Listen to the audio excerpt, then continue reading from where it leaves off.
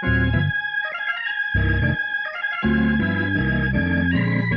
everybody, welcome to another episode of Gospel Unplugged. I'm Pastor Ben Cieslik, and today I'm joined by Pastor Mark Dixon.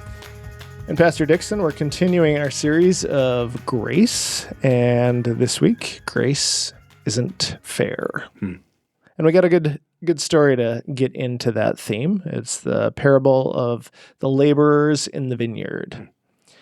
Jesus said, "For the kingdom of heaven is like a landowner who went out early in the morning to hire laborers for his vineyard. After agreeing with the laborers for a denarius for the day, he sent them into the vineyard. When he went out about 9 o'clock, he saw others standing idle in the marketplace, and he said to them, 'You also go into the vineyard, and I will pay you whatever is right.' So they went. When he went out again about noon and about 3 o'clock, he did the same. And about 5 o'clock, he went out and found others standing around, and he said to them, 'Why are you standing here idle all day?' They said to him, 'Because no one has hired us.' He said to them, 'You also go into the vineyard.' When evening came, the owner of the vineyard said to his manager, 'Call the laborers and give them their pay, beginning with the last and then going to the first.' When those hired about 5 o'clock came, and each of them received a denarius. Now, when the first came, they thought they would receive more, but each one of them also received a denarius. And when they received it, they grumbled against the landowner, saying, 'These last worked only an hour, and you have made them equal to us, who have borne the burden of the day in the scorching heat.' But he replied to them, 'Friend, I am doing you no wrong. Did you not agree with me for a denarius? Take what belongs to you and go. I chose to give to this last one the same as I give to you. Am I not allowed to do what I choose with what belongs to me? Or are you envious because I am generous? So the last will be first, and the first will be last.'" This is downright un-American. It is.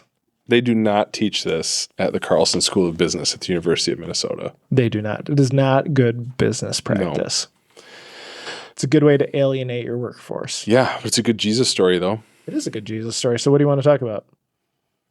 I want to talk... Okay, let's see here.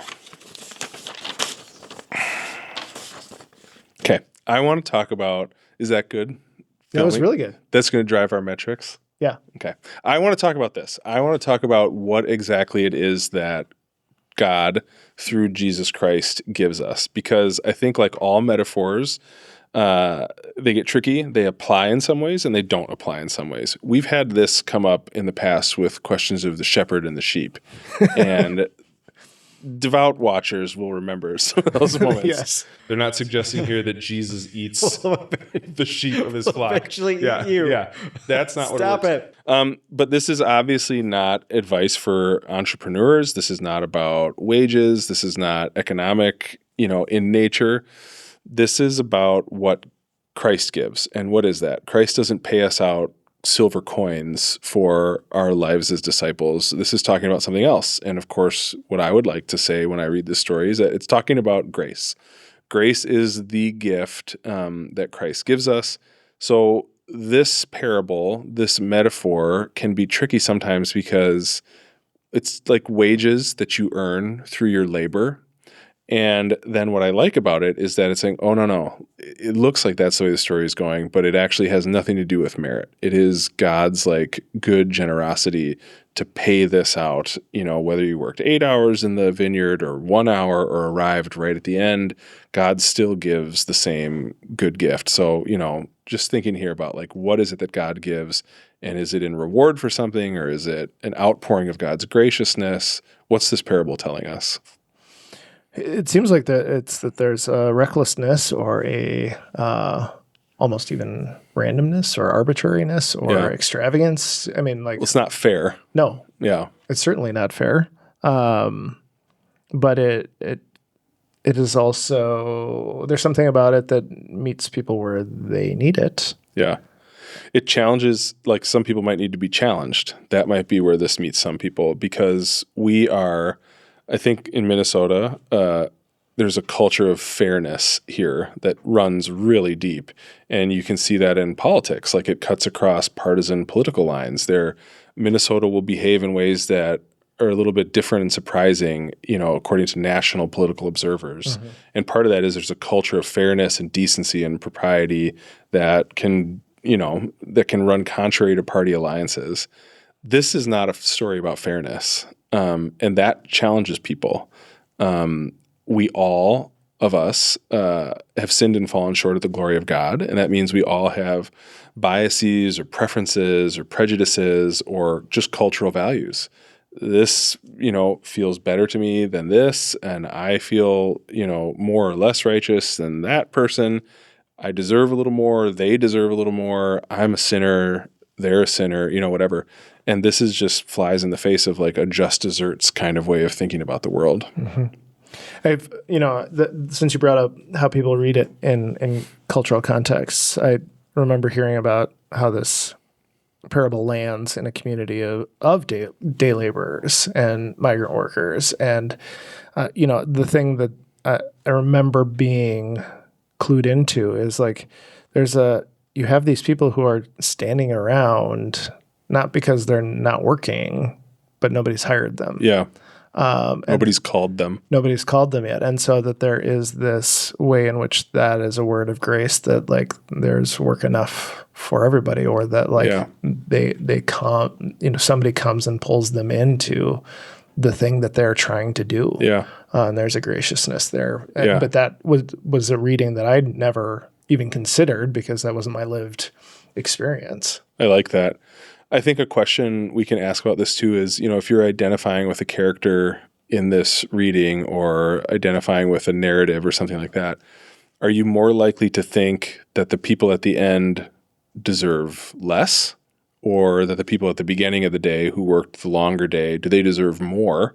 And how does that connect with your life? Like, when you're comparing yourself, which we all do and which none of us should do you desire less for others or more for yourself, or are you satisfied with this? And I come back to the Lord's Prayer and the idea of daily bread and how central Jesus made that to our spiritual practice as disciples, and how the world completely rejects that notion. I don't need my daily bread. I need not even a year's worth of daily bread. I need, lifetimes worth of daily bread before I can be content and think I have enough and relax.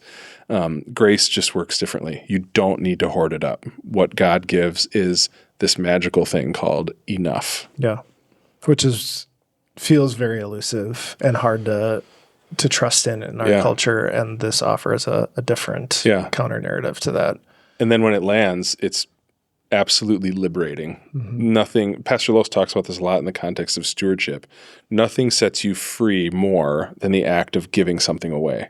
As soon as you give something away, it trips something in your brain where it's like, I not only have enough, I instantly feel I have more than enough. Mm-hmm. And it's just like it just like flips a switch in your brain from scarcity to abundance. And here we have it. Like God can give it away. And you don't need to grasp it more. You have enough, and God has more than enough to go around. It's one of the challenging questions that this parable concludes with. Are you envious because I am generous? Yeah.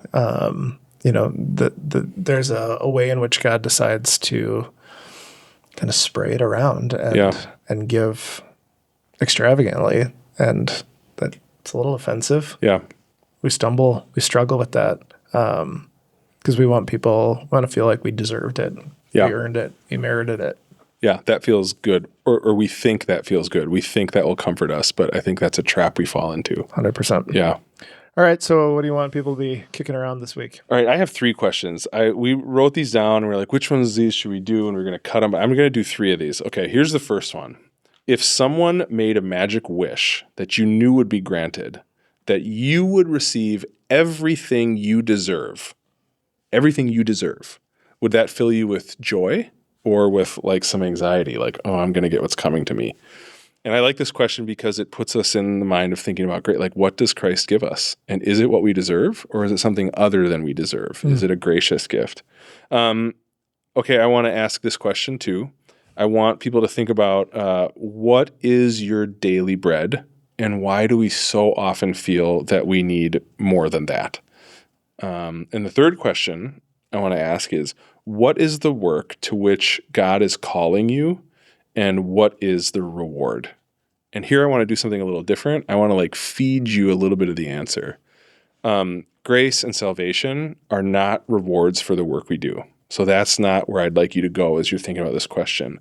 I want you to think about like, what is the work in the vineyard to which Christ is calling you? And we know that that is love and service of the neighbor. So how is Christ calling you to love and serve your neighbor? And what really is the reward for that? I think it's surprising. Like, I think it's a life that's richer than you thought it would be. It's connections that surprise you that you weren't expecting. Like, what is it's a world that's better, that's more like the kingdom of God. So in your life, in your personal circumstances, what is the work to which God is calling you, and what is the real reward for that? I like that a lot. I think it's a fun question to consider, and because I think those rewards are often far more surprising and far richer than we anticipate going in. Yeah. So kind of worth counting and keeping track of those because they help us see what matters most. Yeah. All right. Good job. A+. Good job, Pastor Cieslik. Good job, you. Thanks for tuning in. We'll see you on Sunday.